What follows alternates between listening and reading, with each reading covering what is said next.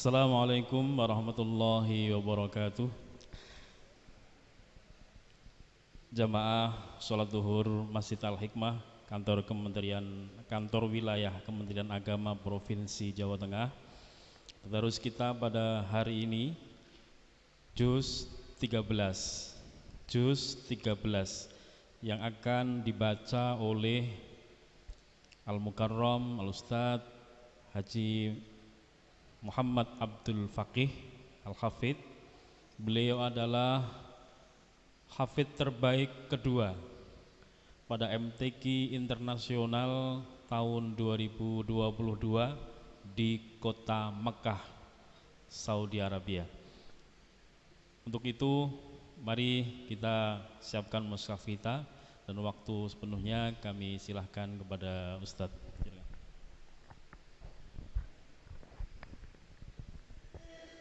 Assalamualaikum warahmatullahi wabarakatuh. Tiga mardatillah bi syafaati Rasulillah wa rizqati imanina wa islamina wa anta ja'alana min ahli al-'ilmi khair. Bisirril Fatihah. A'udzu billahi minasy syaithanir rajim. Bismillahirrahmanirrahim.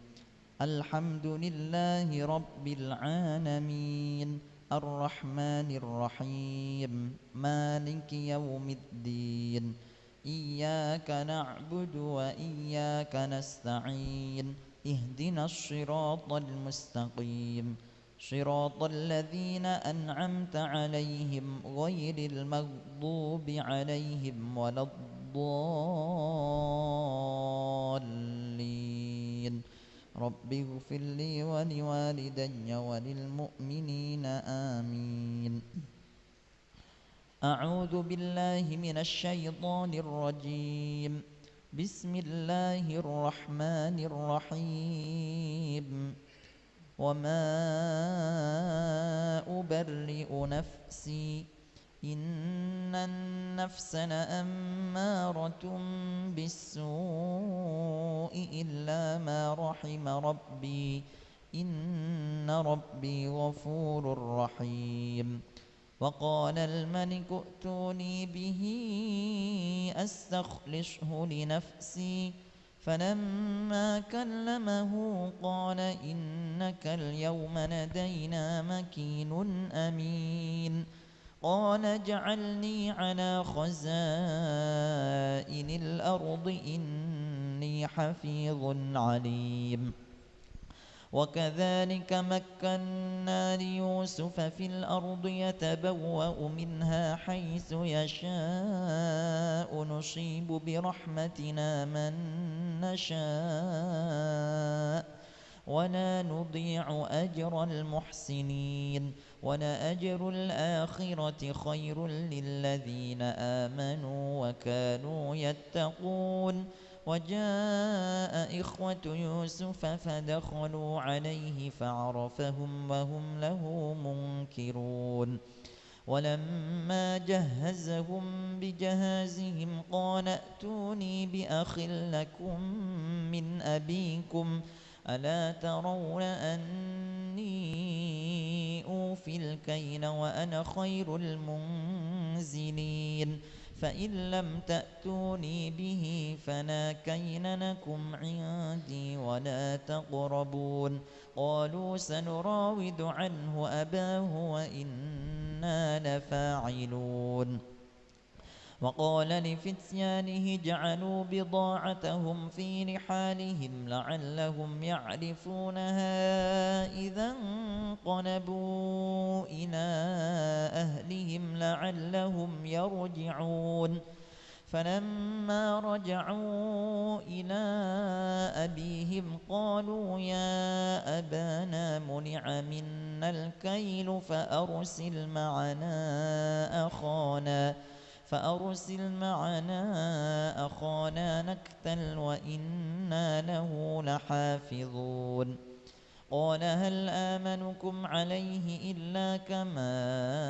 أمنتكم على أخيه من قبل فالله خير حافظا وهو أرحم الراحمين. ولما فتحوا متاعهم وجدوا بضاعتهم ردت إليهم قالوا يا أبانا ما نبغي هذه بضاعتنا ردت إلينا ونمير أهلنا ونحفظ أخانا ونزداد كيل بعير ذلك كيل يسير قال لن أرسله معكم حتى تؤتون موثقا من الله لتأتونني به إلا أن يحاط بكم فلما آتوه موثقهم قال الله على ما نقول وكيل وقال يا بني لا تدخلوا من باب واحد وادخلوا من أبواب متفرقة وما أغني عنكم من الله من شيء إن الحكم إلا لله عليه توكلت وعليه فليتوكل المتوكلون ولما دخلوا من حيث أمرهم أبوهم ما كان يغني عنهم من الله من شيء إلا حاجة في نفس يعقوب قضاها وإنه لذو علم لما علمناه ولكن أكثر الناس لا يعلمون ولما دخلوا على يوسف آوى إليه أخاه قال إني أنا أخوك فلا تبتئس بما كانوا يعملون فلما جهزهم بجهازهم جعل السقاية في رحل أخيه ثم أذن مؤذن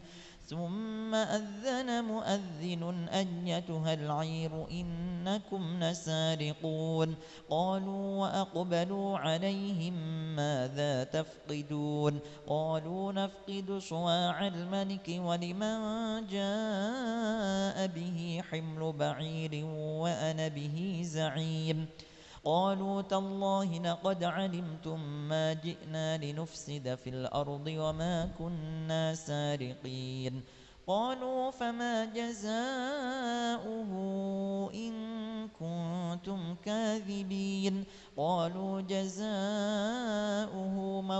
وجد في رحله فهو جزاؤه كذلك نجزي الظالمين فبدأ بأوعيتهم قبل وعاء أخيه ثم استخرجها من وعاء أخيه كذلك كدنا ليوسف ما كان ليأخذ أخاه في دين الملك إلا أن يشاء الله نرفع درجات من نشاء وفوق كل ذي علم عليم قالوا إن يسرق فقد سرق أخ له من قبل فأسرها يوسف في نفسه ولم يبدها لهم قال أنتم شر مكانا والله أعلم بما تصفون قالوا يا أيها العزيز إن له أبا شيخا كبيرا فخذ أحدنا مكانه إنا نراك من المحسنين قال معاذ الله أن نأخذ إلا من وجدنا متاعنا عنده إنا إذا لظالمون فلما استيئسوا منه خلصوا نجيا قال كبيرهم ألم تعلموا أن أباكم قد أخذ عليكم موثقا من الله ومن قبل ما فرطتم في يوسف فلن أبرح الأرض حتى يأذن لي أبي أو يحكم الله لي وهو خير الحاكمين ارجعوا إلى أبيكم فقولوا يا أبانا إن ابنك سرق وما شهدنا إلا بما علمنا وما كنا للغيب حافظين واسأل القرية التي كنا فيها والعير التي أقبلنا فيها وإنا لصادقون قال بل سولت لكم أنفسكم أمرا فصبر جميل عسى الله أن يأتيني بهم جميعا إنه هو العليم الحكيم وتولى عنهم وقال يا أسفا على يوسف وابيضت عيناه من الحزن فهو كظيم قالوا تالله تفتأ تذكر يوسف حتى تكون حرضا أو تكون من الهالكين قال إنما أشكو بثي وحزني إلى الله وأعلم من الله ما لا تعلمون يا بني يذهبوا فتحسسوا من يوسف وأخيه ولا تيأسوا من روح الله إنه لا ييأس من روح الله إلا القوم الكافرون فلما دخلوا عليه قالوا يا أيها العزيز مسنا وأهلنا الضر وجئنا ببضاعة مزجاة فأوف لنا الكيل وتصدق علينا إن الله يجزي المتصدقين قال هل علمتم ما فعلتم بيوسف وأخيه إذ أنتم جاهلون قالوا أئنك لأنت يوسف قال أنا يوسف وهذا أخي قد من الله علينا إنه من يتق ويصبر فإن الله لا يضيع أجر المحسنين قالوا تالله لقد آثرك الله علينا وإن كنا لخاطئين قال لا تثريب عليكم اليوم يغفر الله لكم وهو أرحم الراحمين اذهبوا بقميصي هذا فألقوه على وجه أبي يأت بصيرا وأتوني بأهلكم أجمعين ولما فصلت العير قال أبوهم إني لأجد ريح يوسف لولا أن تفندون قالوا تالله إنك لفي ضلالك القديم فلما أن جاء البشير ألقاه على وجهه فارتد بصيرا قال ألم أقل لكم إني أعلم من الله ما لا تعلمون قالوا يا أبانا استغفر لنا ذنوبنا إنا كنا خاطئين قال سوف أستغفر لكم ربي إنه هو الغفور الرحيم فلما دخلوا على يوسف آوى إليه أبويه وقال ادخلوا مصر إن شاء الله آمنين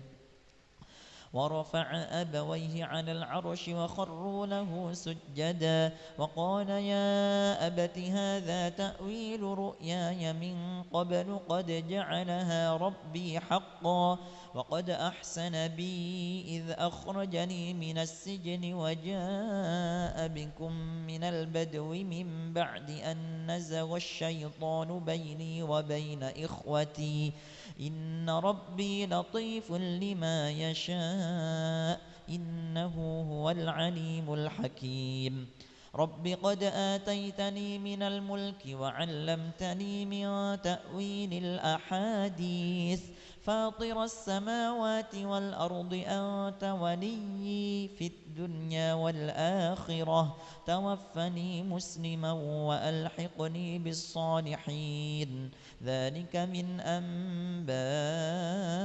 الغيب نوحيه إليك وما كنت لديهم إذ أجمعوا أمرهم وهم يمكرون وما أكثر الناس ولو حرصت بمؤمنين وما تسألهم عليه من أجر إن هو إلا ذكر للعالمين وكأي من آية في السماوات والأرض يمرون عليها وهم عنها معرضون وما يؤمن أكثرهم بالله إلا وهم مشركون أفأمنوا أن تأتيهم غشية من عذاب الله أو تأتيهم الساعة بغتة وهم لا يشعرون قل هذه سبيلي أدعو إلى الله على بصيرة أنا ومن اتبعني وسبحان الله وما أنا من المشركين وما أرسلنا من قبلك إلا رجالا نوحي إليهم من أهل القرى أفلم يسيروا في الأرض فينظروا كيف كان عاقبة الذين من قبلهم ولدار الآخرة خير للذين اتقوا أفلا تعقلون حتى إذا استيأس الرسل وظنوا أنهم قد كذبوا جاءهم نصرنا فنجي من نشاء ولا يرد بأسنا عن القوم المجرمين لقد كان في قصصهم عبرة لأولي الألباب ما كان حديثا يفترى ولكن تصديق الذي بين يديه وتفصيل كل شيء وهدى ورحمة لقوم يؤمنون بسم الله الرحمن الرحيم ألف لام ميم را تلك آيات الكتاب والذي أنزل إليك من ربك الحق ولكن أكثر الناس لا يؤمنون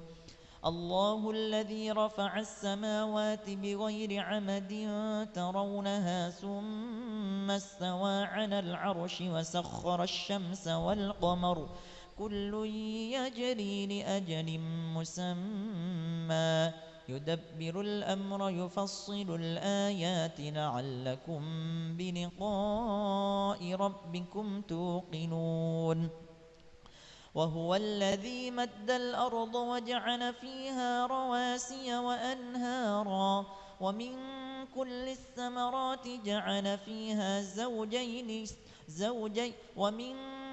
الثمرات جعل فيها زوجين اثنين يغشي الليل النهار إن في ذلك لآيات لقوم يتفكرون وفي الأرض قطع متجاورات وجنات من أعناب وزرع ونخيل صنوان وغير صنوان يسقى بماء واحد ونفضل بعضها على بعض في الأكل إن في ذلك لآيات لقوم يعقلون وإن تعجب فعجب قولهم أإذا كنا ترابا أإنا لفي خلق جديد أولئك الذين كفروا بربهم وأولئك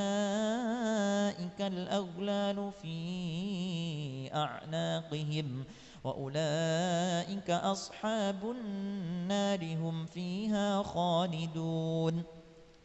ويستعجلونك بالسيئة قبل الحسنة وقد خلت من قبلهم المثلات وإن ربك لذو مغفرة للناس على ظلمهم وإن ربك لشديد العقاب ويقول الذين كفروا لولا أنزل عليه آية من ربه إنما أنت منذر ولكل قوم هاد الله يعلم ما تحمل كل أنثى وما تغيض الأرحام وما تزداد وكل شيء عنده بمقدار عالم الغيب والشهادة الكبير المتعال سواء منكم من أسر القول ومن جهر به ومن هو مستخف بالليل وسارب بالنهار له معقبات من بين يديه ومن خلفه يحفظونه من أمر الله إن الله لا يغير ما بقوم حتى يغيروا ما بأنفسهم وإذا أراد الله بقوم سوءا فلا مرد له وما لهم من دونه من وال هو الذي يريكم البرق خوفا وطمعا وينشئ السحاب الثقال ويسبح الرعد بحمده والملائكة من خيفته ويرسل الصواعق فيصيب بها من يشاء وهم يجادلون في الله وهو شديد المحال له دعوة الحق والذين يدعون من دونه لا يستجيبون لهم بشيء إلا كباسط كفيه إلى الماء ليبلغ فاه وما هو ببالغه وما دعاء الكافرين إلا في ضلال ولله يسجد من في السماوات والأرض طوعا وكرها وظلالهم بالغدو والآصال سبحان الله والحمد لله ولا إله إلا الله والله أكبر سبحان الله والحمد لله ولا إله إلا الله والله أكبر سبحان الله والحمد لله ولا إله إلا الله والله أكبر سبحان الله والحمد لله ولا إله إلا الله والله أكبر ولا حول ولا قوة إلا بالله العلي العظيم قل من رب السماوات والأرض قل الله قل أفاتخذتم من دونه أولياء لا يملكون لأنفسهم نفعا ولا ضرا قل هل يستوي الأعمى والبصير أم هل تستوي الظلمات والنور أم جعلوا لله شركاء خلقوا كخلقه فتشابه الخلق عليهم قل الله خالق كل شيء وهو الواحد القهار أنزل من السماء ماء فسالت أودية بقدرها فاحتمل السيل زبدا رابيا ومما يوقدون عليه في النار ابتغاء حلية أو متاع زبد مثله كذلك يضرب الله الحق والباطل فأما الزبد فيذهب جفاء وأما ما ينفع الناس فيمكث في الأرض كذلك يضرب الله الأمثال للذين استجابوا لربهم الحسنى والذين لم يستجيبوا له لو أن لهم ما في الأرض جميعا ومثله معه لافتدوا به أولئك لهم سوء الحساب ومأواهم جهنم وبئس المهاد أفمن يعلم أنما أنزل إليك من ربك الحق كمن هو أعمى إنما يتذكر أولو الألباب الذين يوفون بعهد الله ولا ينقضون الميثاق والذين يصلون ما أمر الله به أن يوصل ويخشون ربهم ويخافون سوء الحساب والذين صبروا ابتغاء وجه ربهم وأقاموا الصلاة وأنفقوا مما رزقناهم سرا وعلانية ويدرؤون بالحسنة السيئة أولئك لهم عقبى الدار جنات عدن يدخلونها ومن صلح من آبائهم وأزواجهم وذرياتهم والملائكة يدخلون عليهم من كل باب سلام عليكم بما صبرتم فنعم عقبى الدار والذين ينقضون عهد الله من بعد ميثاقه ويقطعون ما أمر الله به أن يوصل ويفسدون في الأرض أولئك لهم اللعنة ولهم سوء الدار الله يبسط الرزق لمن يشاء ويقدر وفرحوا بالحياة الدنيا وما الحياة الدنيا في الآخرة إلا متاع ويقول الذين كفروا لولا أنزل عليه آية من ربه قل إن الله يضل من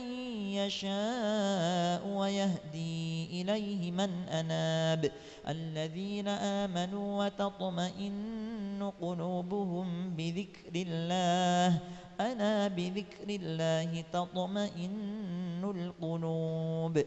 الذين آمنوا وعملوا الصالحات طوبى لهم وحسن مآب كذلك أرسلناك في أمة قد خلت من قبلها لتتلو عليهم الذي أوحينا إليك وهم يكفرون بالرحمن قل هو ربي لا إله إلا هو عليه توكلت وإليه متاب ولو أن قرآنا سجرت به الجبال أو قطعت به الأرض أو كلم به الموتى بل لله الأمر جميعا أفلم ييأس الذين آمنوا أن لو يشاء الله لهدى الناس جميعا ولا يزال الذين كفروا تصيبهم بما صنعوا قارعة أو تحل قريبا من دارهم حتى يأتي وعد الله إن الله لا يخلف الميعاد ولقد استهزئ برسل من قبلك فأمليت للذين كفروا ثم أخذتهم فكيف كان عقاب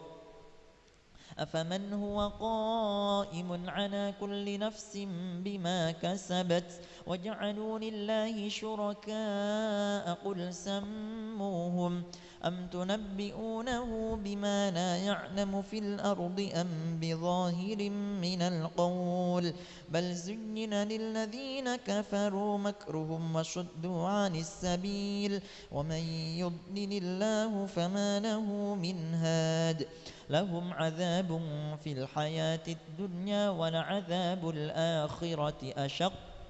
وما لهم من الله من واق مثل الجنة التي وعد المتقون تجري من تحتها الأنهار أكلها دائم وظلها تلك عقبى الذين اتقوا وعقبى الكافرين النار والذين آتيناهم الكتاب يفرحون بما أنزل إليك ومن الأحزاب من ينكر بعضه قل إنما أمرت أن أعبد الله ولا أشرك به إليه أدعو وإليه مآب وكذلك أنزلناه حكما عربيا ولئن اتبعت أهواءهم بعدما جاءك من العلم ما لك من الله من ولي ولا واق ولقد أرسلنا رسلا من قبلك وجعلنا لهم أزواجا وذرية وما كان لرسول أن يأتي بآية إلا بإذن الله لكل أجل كتاب يمحو الله ما يشاء ويثبت وعنده أم الكتاب وإما نرينك بعض الذي نعدهم أو نتوفينك فإنما عليك البلاغ وعلينا الحساب أولم يروا أنا نأتي الأرض ننقصها من أطرافها والله يحكم لا معقب لحكمه وهو سريع الحساب وقد مكر الذين من قبلهم فلله المكر جميعا يعلم ما تكسب كل نفس وسيعلم الكفار لمن عقبى الدار ويقول الذين كفروا لست مرسلا قل كفى بالله شهيدا بيني وبينكم ومن عنده علم الكتاب بسم الله الرحمن الرحيم ألف لام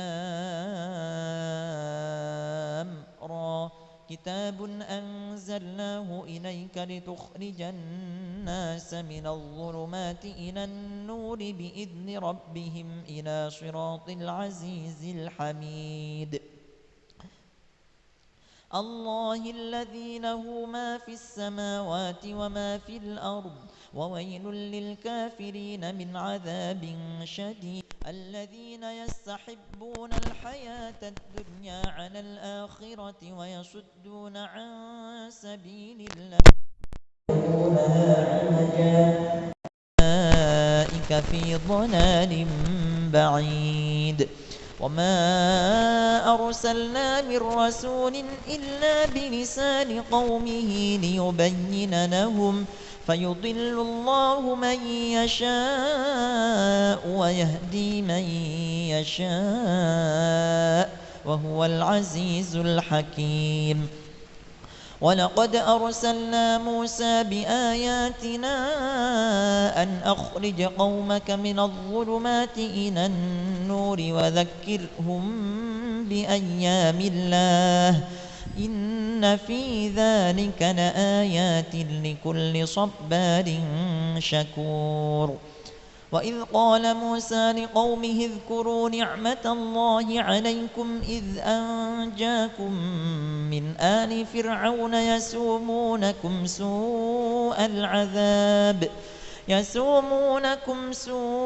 العذاب ويذبحون أبناءكم ويستحيون نساءكم وفي ذلكم بلاء من ربكم عظيم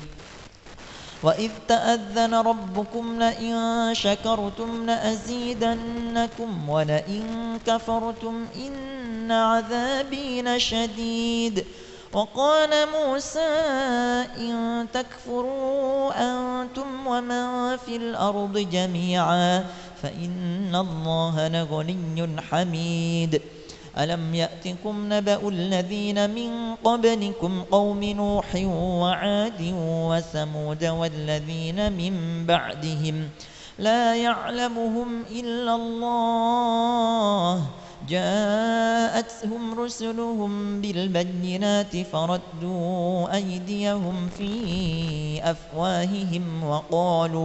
وقالوا إنا كفرنا بما أرسلتم به وإنا لفي شك مما تدعوننا إليه مريب قالت رسلهم أفي الله شك فاطر السماوات والأرض يدعوكم ليغفر لكم من ذنوبكم ويؤخركم إلى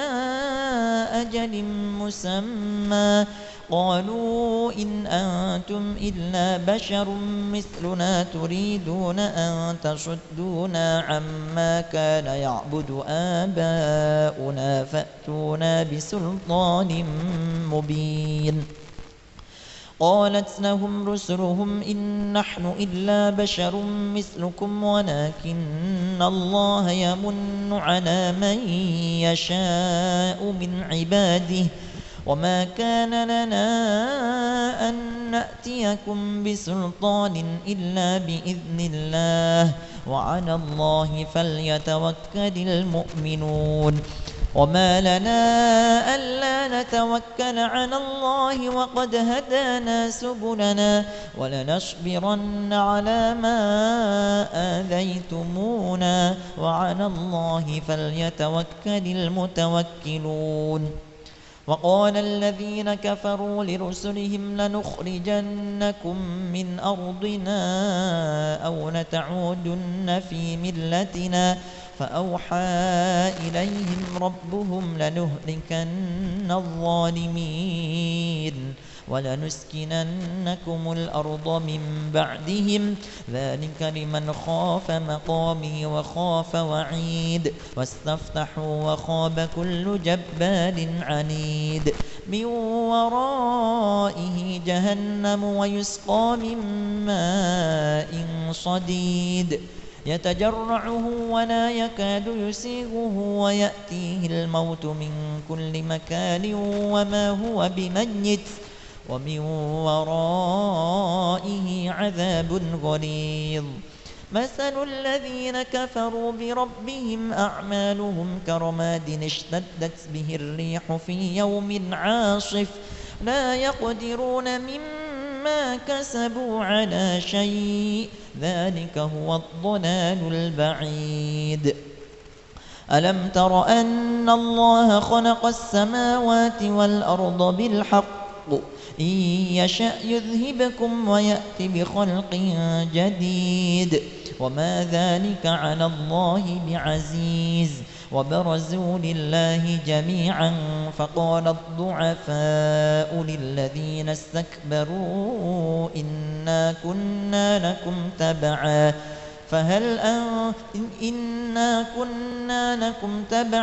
فهل أنتم مغنون عنا من عذاب الله من شيء قالوا لو هدانا الله لهديناكم سواء علينا أجزعنا أم صبرنا ما لنا من محيص وقال الشيطان لما قضي الأمر إن الله وعدكم وعد الحق ووعدتكم فأخلفتكم وما كان لي عليكم من سلطان إلا أن دعوتكم فاستجبتم لي فلا تلوموني ولوموا أنفسكم ما أنا بمصرخكم وما أنتم بمصرخي إني كفرت بما أشركتمون من قبل إن الظالمين لهم عذاب أليم وأدخل الذين آمنوا وعملوا الصالحات جنات تجري من تحتها الأنهار خالدين فيها بإذن ربهم تحيتهم فيها سلام ألم تر كيف ضرب الله مثلا كلمة طيبة كشجرة طيبة أصلها ثابت وفرعها في السماء تؤتي أكلها كل حين بإذن ربها ويضرب الله الأمثال للناس لعلهم يتذكرون ومثل كلمة خبيثة كشجرة خبيثة اجتثت من فوق الأرض ما لها من قرار يثبت الله الذين آمنوا بالقول الثابت في الحياة الدنيا وفي الآخرة ويضل الله الظالمين ويفعل الله ما يشاء. ألم تر إلى الذين بدلوا نعمة الله كفرا وأحلوا قومهم دار البوار جهنم يصلونها وبئس القرار وجعلوا لله أندادا ليضلوا عن سبيله قل تمتعوا فإن مصيركم إلى النار. قل لعبادي الذين آمنوا يقيموا الصلاة وينفقوا مما رزقناهم سرا وعلانية من قبل أن يأتي يوم لا بيع فيه ولا خلال. الله الذي خلق السماوات والأرض وأنزل من السماء ماء فأخرج به من الثمرات رزقا لكم وسخر لكم الفلك لتجري في البحر بأمره وسخر لكم الأنهار وسخر لكم الشمس والقمر دائبين وسخر لكم الليل والنهار وآتاكم من كل ما سألتموه وإن تعدوا نعمة الله لا تحصوها إن الإنسان لظلوم كفار. وإذ قال إبراهيم رب اجعل هذا البلد آمنا واجنبني وبني أن نعبد الأصنام رب إنهن أضللن كثيرا من الناس فمن تبعني فإنه مني ومن عصاني فإنك غفور رحيم. ربنا إني أسكنت من ذريتي بواد غير ذي زرع عند بيتك المحرم ربنا ليقيموا الصلاة فاجعل أفئدة من الناس تهوي إليهم وارزقهم من الثمرات لعلهم يشكرون. ربنا إنك تعلم ما نخفي وما نعلن وما يخفى على الله من شيء في الأرض ولا في السماء. الحمد لله الذي وهب لي على الكبر إسماعيل وإسحاق إن ربي لسميع الدعاء. رب اجعلني مقيم الصلاة ومن ذريتي ربنا وتقبل دعاء. ربنا اغفر لي ولوالدي وللمؤمنين يوم يقوم الحساب. ولا تحسبن الله غافلا عما يعمل الظالمون إنما يؤخرهم ليوم تشخص فيه الأبصار. مهطعين مقنعي رؤوسهم لا يرتد إليهم طرفهم وأفئدتهم هواء. وأنذر الناس يوم يأتيهم العذاب فيقول الذين ظلموا ربنا أخرنا إلى أجل قريب نجب دعوتك ونتبع الرسل أولم تكونوا أقسمتم من قبل ما لكم من زوال. وسكنتم في مساكن الذين ظلموا أنفسهم وتبين لكم كيف فعلنا بهم وضربنا لكم الأمثال. وقد مكروا مكرهم وعند الله مكرهم وإن كان مكرهم لتزول منه الجبال. فلا تحسبن الله مخلف وعده رسله إن الله عزيز ذو انتقام. يوم تبدل الأرض غير الأرض والسماوات وبرزوا لله الواحد القهار وترى المجرمين يومئذ مقرنين في الأصفاد سرابيلهم من قطران وتغشى وجوههم النار ليجزي الله كل نفس ما كسبت إن الله سريع الحساب هذا بلاغ للناس ولينذروا به وليعلموا أنما هو إله واحد وليذكر أولو الألباب صدق الله العظيم. الفاتحة. أعوذ بالله من الشيطان الرجيم. بسم الله الرحمن الرحيم. الحمد لله رب العالمين الرحمن الرحيم مالك يوم الدين إياك نعبد وإياك نستعين اهدنا الصراط المستقيم صراط الذين أنعمت عليهم غير المغضوب عليهم ولا الضالين آمين. أعوذ بالله من الشيطان الرجيم. بسم الله الرحمن الرحيم. اللهم صل على سيدنا محمد وعلى آل سيدنا محمد.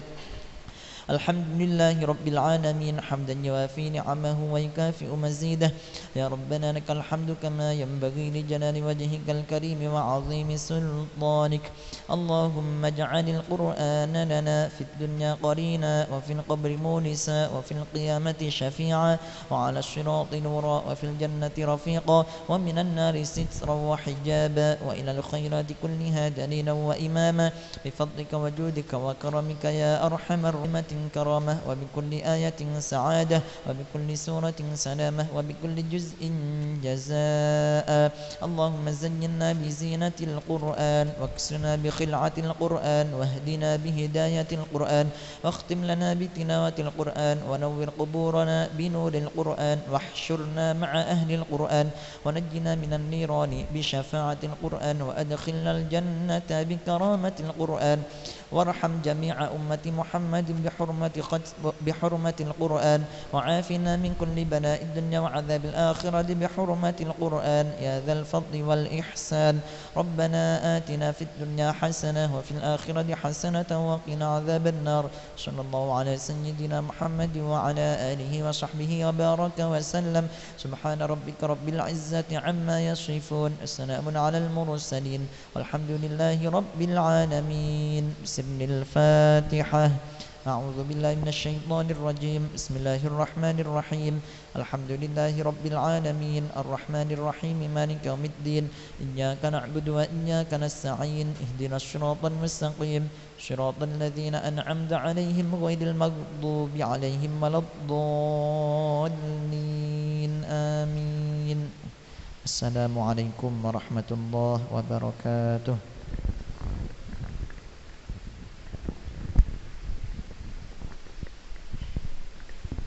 Demikian pembacaan ayat-ayat suci Al-Quran juz 13